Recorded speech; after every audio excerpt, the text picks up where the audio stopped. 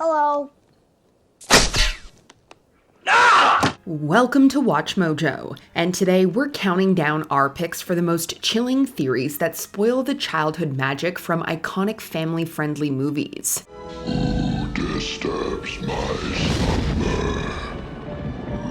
slumber? It is I, Aladdin. Number 10. Edna purposefully gave Syndrome a cape.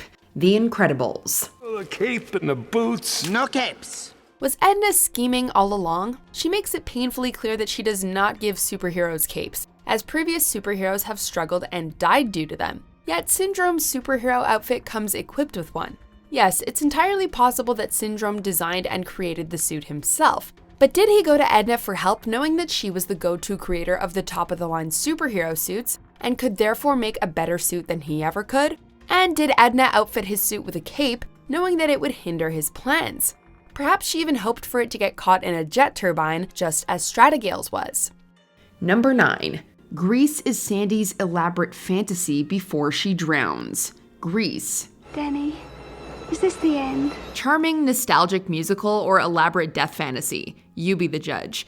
Because you secretly know every word to Summer Nights, you know Danny's line, I saved her life, she nearly drowned. But what if he didn't? According to the theory, Sandy did drown, and the entire movie is a wish-fulfilling fantasy that Sandy's brain plays out as she dies.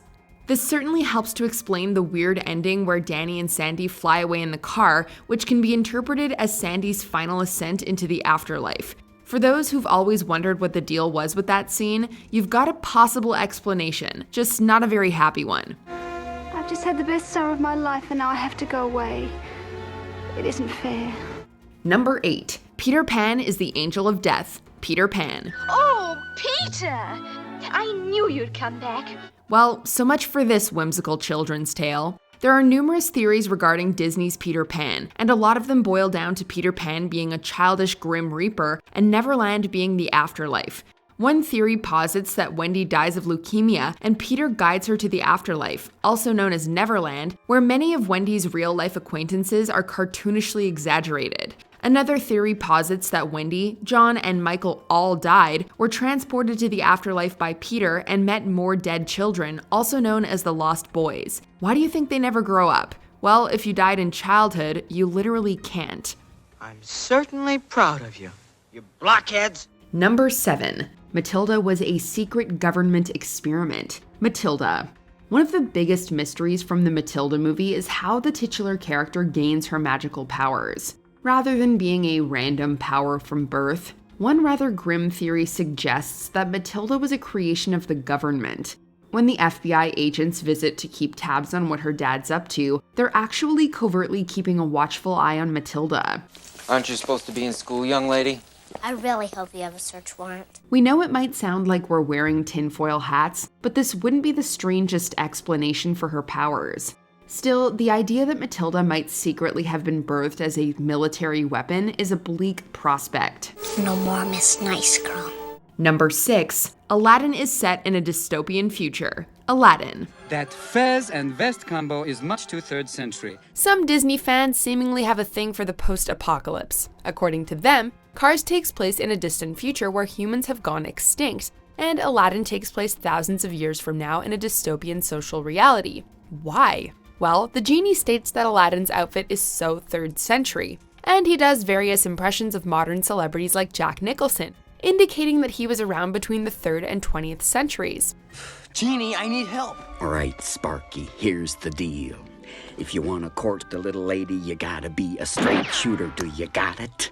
But he also states that he's been imprisoned for 10,000 years, which means Aladdin could take place around the year 12,000, when humanity has been ruined by a catastrophe that decimated modern technology and lifestyles.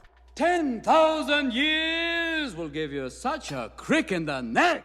Number 5. The appliances represent mental health conditions. The Brave Little Toaster. This animated adventure follows sentient household appliances in search of their owner. While it's an out-there premise, The Brave Little Toaster is an overall endearing movie. However, one fan theory adds a complex layer to the story. Time fly by in the city of light. Time stands still in the country. It suggests that the sentient appliances are patients who have recently left a psychiatric hospital. The theory goes so far as to diagnose certain conditions and phobias for the characters, like Toaster being claustrophobic and Radio having bipolar disorder. We're trapped here like rats. Small little rats with no hair and one leg.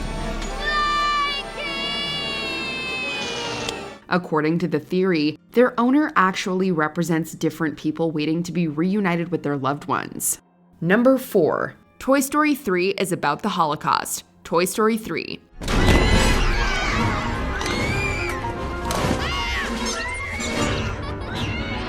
We all know that Toy Story 3 is the saddest movie ever, but this theory does the seemingly impossible by making it even sadder. To begin with, the toys are left behind, similar to the Jewish people in Germany during the Third Reich. They then discuss what happened and what to do in a scene very similar to The Pianist, and Buzz suggests going to the attic like Anne Frank. We're going into attic mode, folks. Keep your accessories with you at all times. They're then transported in a box, like a train, to a daycare full of undesired toys, like a concentration camp. Here they're mistreated and eventually sent to an incinerator. We're not sure if this was intended or not, but the parallels are heartbreaking.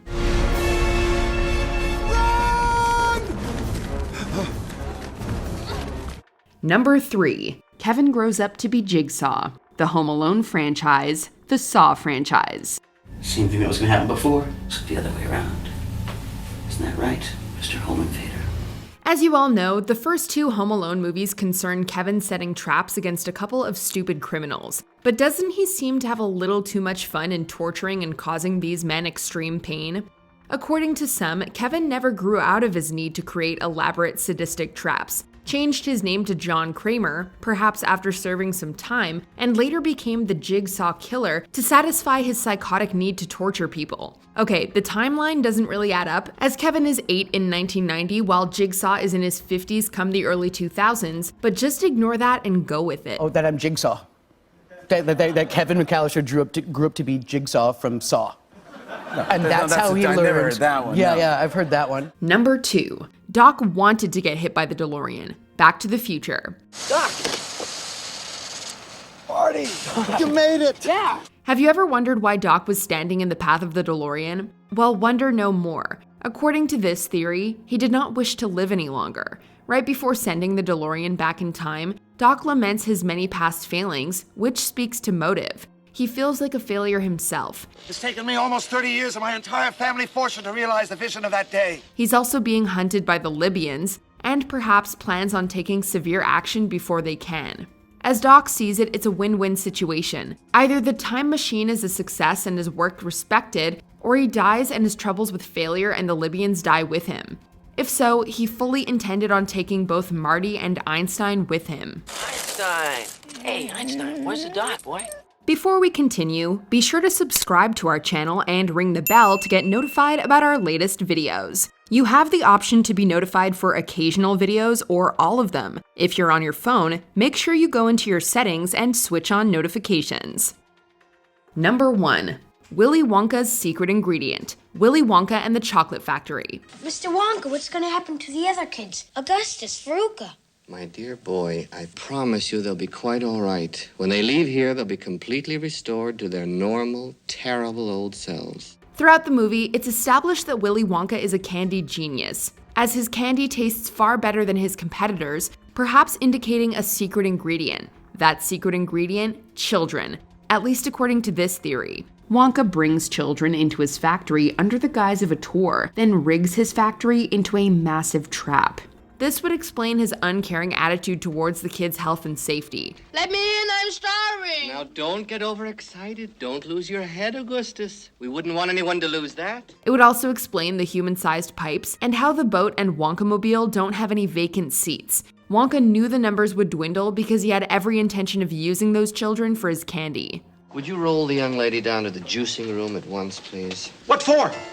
For squeezing. She has to be squeezed immediately before she explodes. Explodes? It's a fairly simple operation. Have you ever been able to convince anyone about a movie theory? Let us know in the comments. Check out these other clips from WatchMojo and be sure to subscribe and ring the bell to be notified about our latest videos.